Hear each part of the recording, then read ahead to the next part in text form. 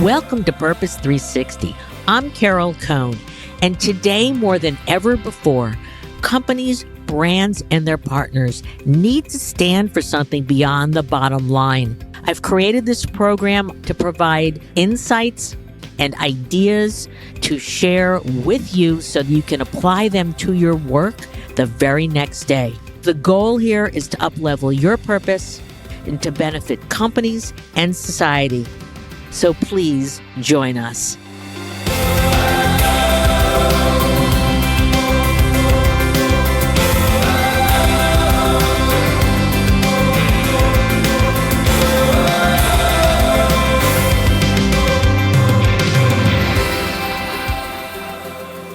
During these really trying times, we have asked some of our previous guests whose organizations have taken highly innovative, caring, heartfelt actions during the COVID-19 pandemic. And one of those organizations is New York Life.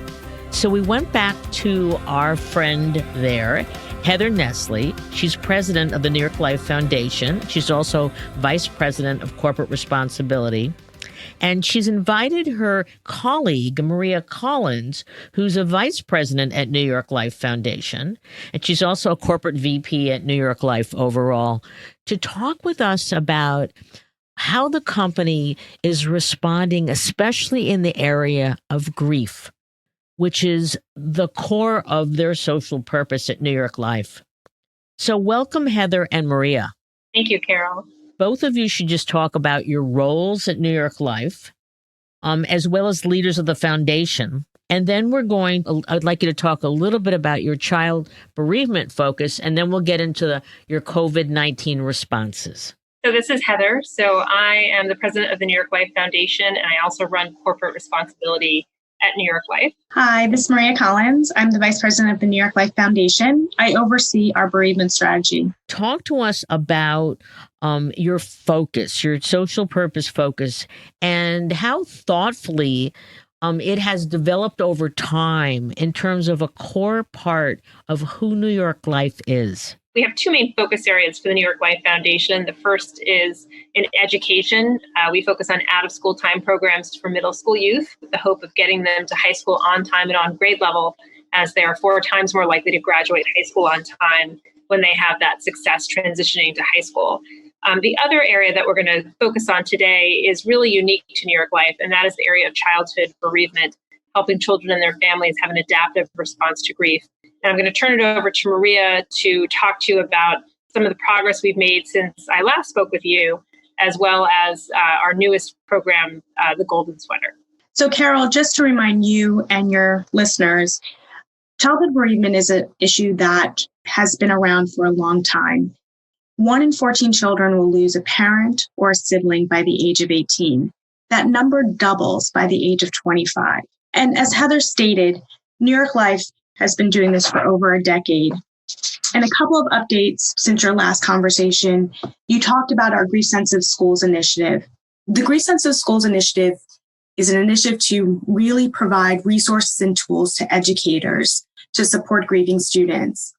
And we use our workforce to provide small presentations to schools to learn about this issue, the 1 in 14, and the impact that grief has on a child, academically, socially, emotionally. In addition, where they can find support. And over the time, we have had 2,000 schools agree to become grief sensitive, to strive to be grief sensitive.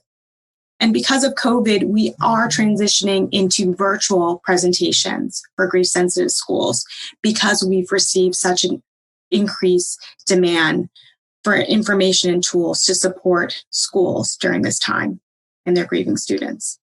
And certainly with COVID-19, losing someone close to you or a dear friend or a dear friend's parents is just it's so shocking to all of us. So can you explain first your Brave of Heart Fund and how you partnered with Cigna, which is one of the core tenets of sophisticated social purpose and also one of the needs now for organizations coming together to really support people? The Brave of Heart Fund, when we got together, I don't know, month or 2 months ago, it's hard to remember dates during these days.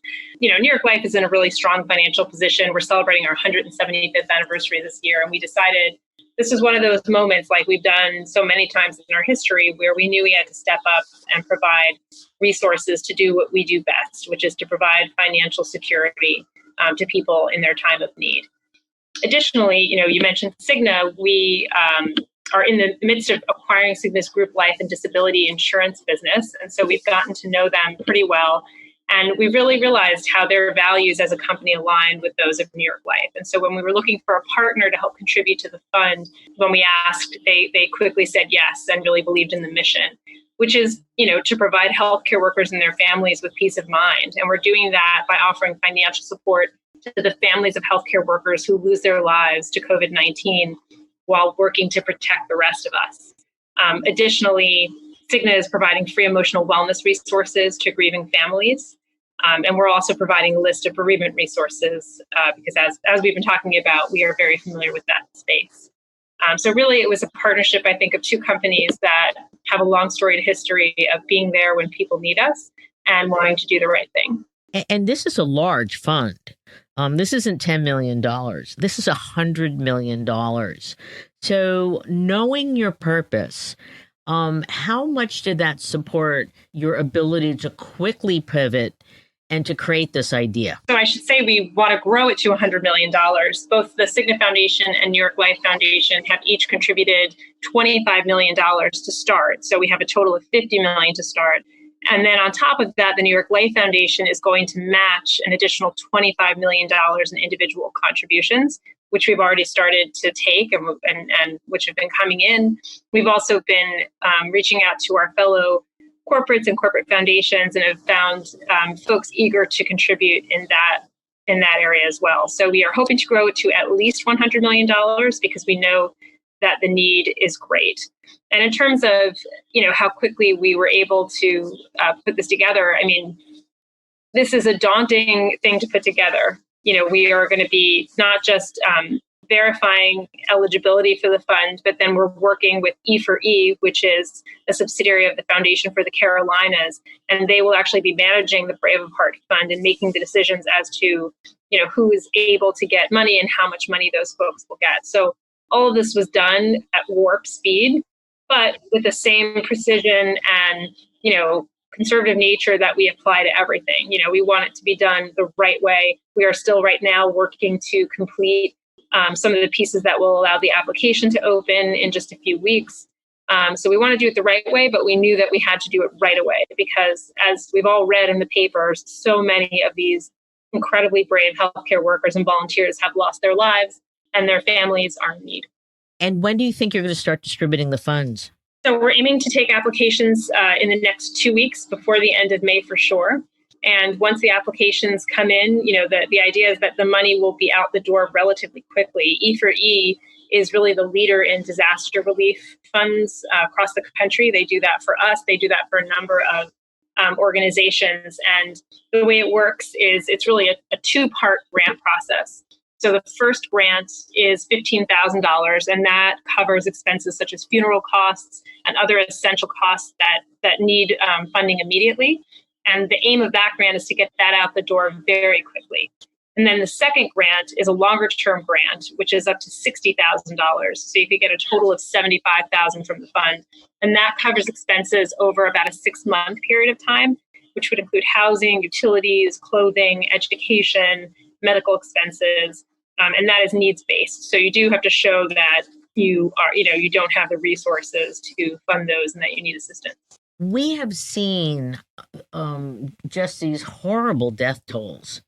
And there's also been this inability to say goodbye to those who are dying and then also grieving in isolation.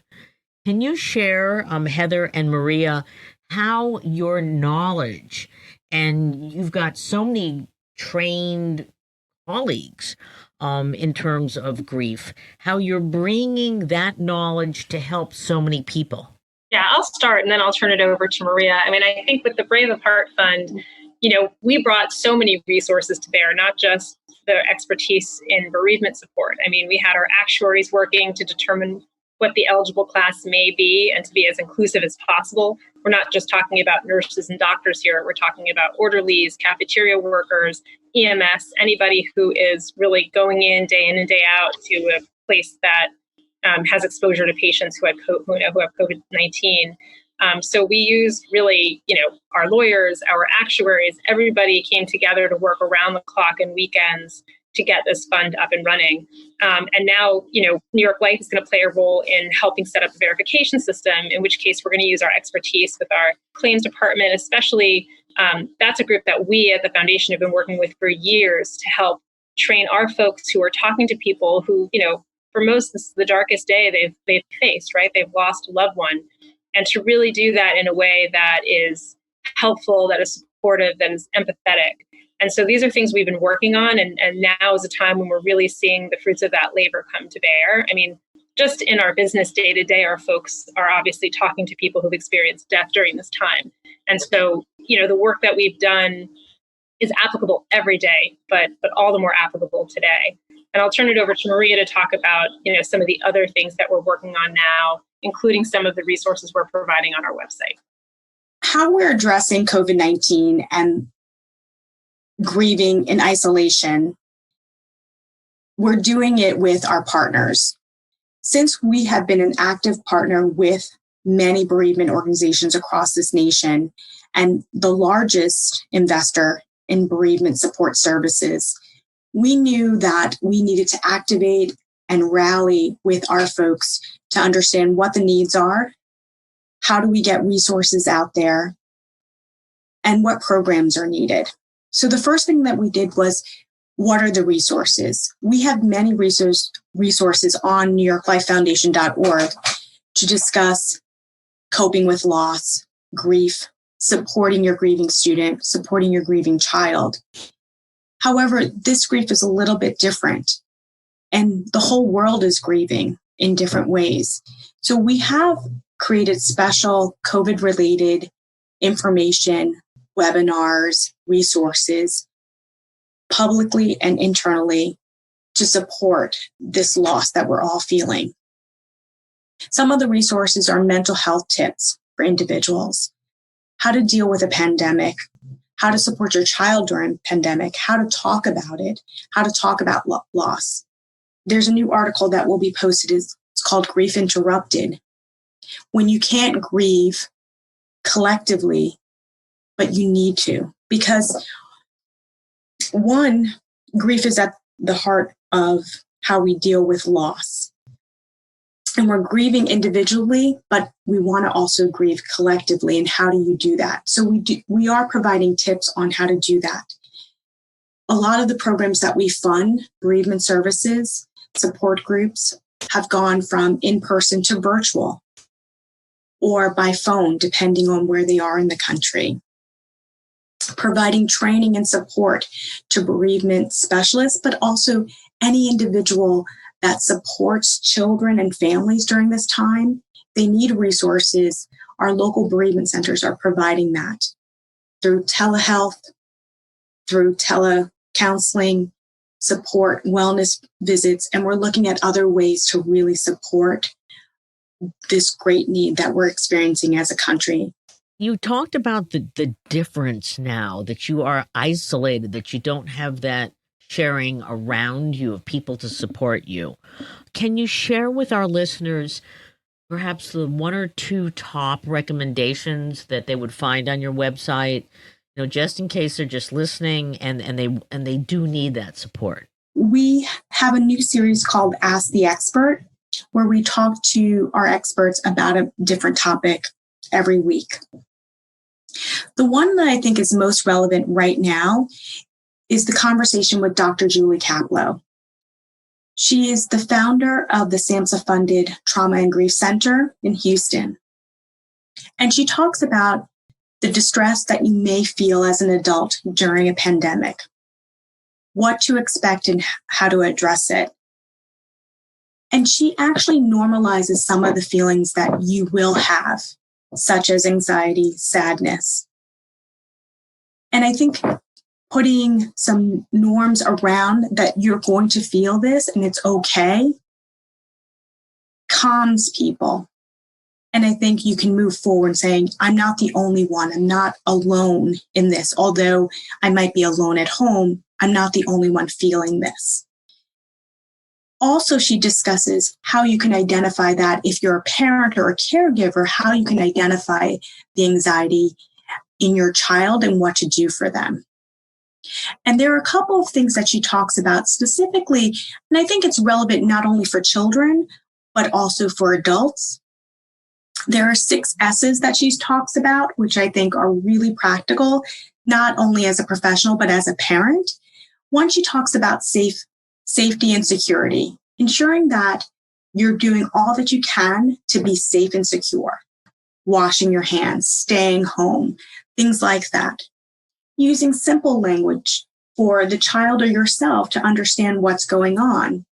Not overcomplicating it, not in taking too much media. She also talks about supervision, providing factual information and what information is flowing in and out of your house, basically. So if you have on whatever news channel you watch 24 hours a day, that might be too much. There's another expert we use, Dr. David Schoenfeld, who always says, watch it for the information you need, no more than that. So it might be 10 minutes, 15 minutes a day. I think another tip for all of us as we're working from home, as we're thinking about this, as we're caring for our children potentially, is structure. You have a structure for your day. Whatever that structure is, that routine really helps us have a sense of normalcy. And then a term that she uses that I think is really important, and I started to hear it, and then we went back to social distancing. She says, that's not really the proper term because we're not socially distancing. We're actually physically distancing. We're distancing physically from the people we love, but hopefully we're not socially distancing because her last S is all about social support. Really looking at who your friends and families are, reaching out to them, seeing them maybe through video and web apps. So taking that time to really connect with people, even though you can't physically be in the same room with them. I mean, it's not about social distancing. It's about physical distancing. And I think those tips, if you take those, I think you feel better about it, saying, although I can't see my colleagues, my family, I can still connect with them. Yeah, and I think in some ways, Carol, the positive thing about all this is that people are reaching out more just generally to friends they haven't talked to in a long time, to family members maybe they haven't seen. And so this is also a nice time to reach out to folks who are grieving now or who have been grieving even pre-COVID. Because really, that isolation can be tough, but just getting a phone call or a text or hearing from people can make all the difference. So I think, people may actually have more time now to be doing the things that they should have been doing before. I know that in our original conversation, Heather, we asked you at the end, what were the 3 insights that you would give to your colleagues who are on their purpose journey?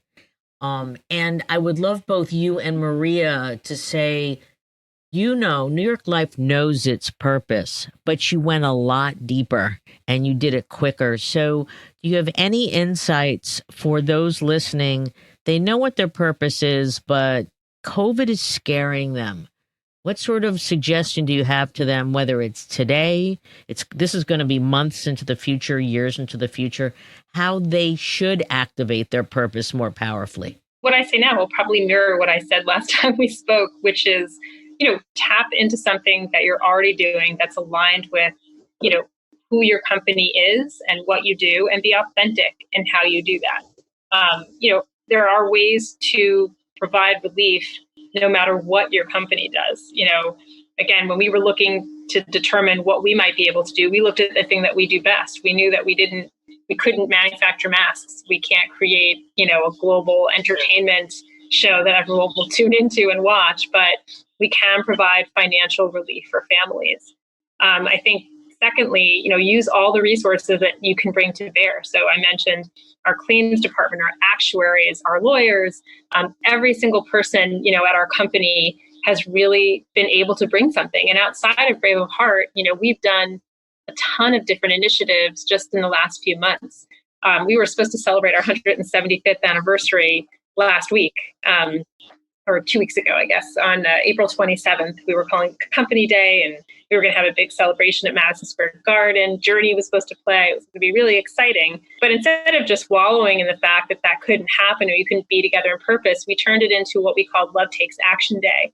And we asked all of our agents and employees across the company to just do some small act during the day, whether it's virtual volunteering or calling a neighbor.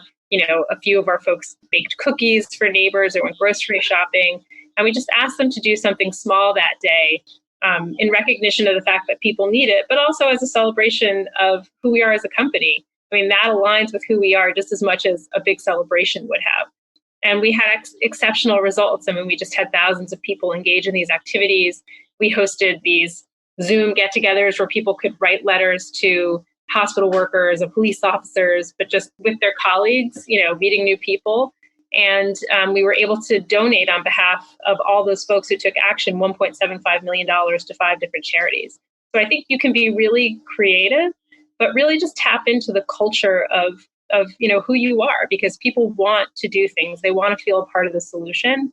And I think every company is able to do that. Do you feel that as a culture, since we're all going through this all around the globe, that grief is going to be something that it's never good, but that we will be able to view as more of an integrated part of our culture? Perhaps, I hope so. That's always been what I think we've been striving to do with our bereavement work. It's not just to provide direct support to folks, but also just to raise the awareness. I mean, Maria said it. Death has been happening forever. This is not a new topic. And yet we act as if it's taboo. But the reality is that the more you don't talk about it, the more taboo you make it. And so I think, again, one of the positives that could come out of this crisis is that people have had to confront this. And they actually have been more open to talking about it. And I think the Brave of Heart Fund is just one way to provide support. But the support really comes from all of us. And it brings us back to the golden sweater, which really is about how every single person can take an action and be supportive of not just children, but everybody who is grieving. And small actions do matter. And the Golden Sweater is a book that you've created. Can you just talk a little bit about that? The Golden Sweater is our newest initiative. I think it's beyond a book. It is an initiative where we're providing resources and tools for parents, caregivers, caring adults to support a grieving child in their life. The book follows a little boy who lost his dad and is having a hard time with the loss. And he finds this golden sweater that provides him a sense of comfort and connection to his father, which he still has, even though his father's dead. And he's able to find strength and resiliency. And I think your question about COVID-19, are we ever going to get good at grief? That is what New York Life has strived to do.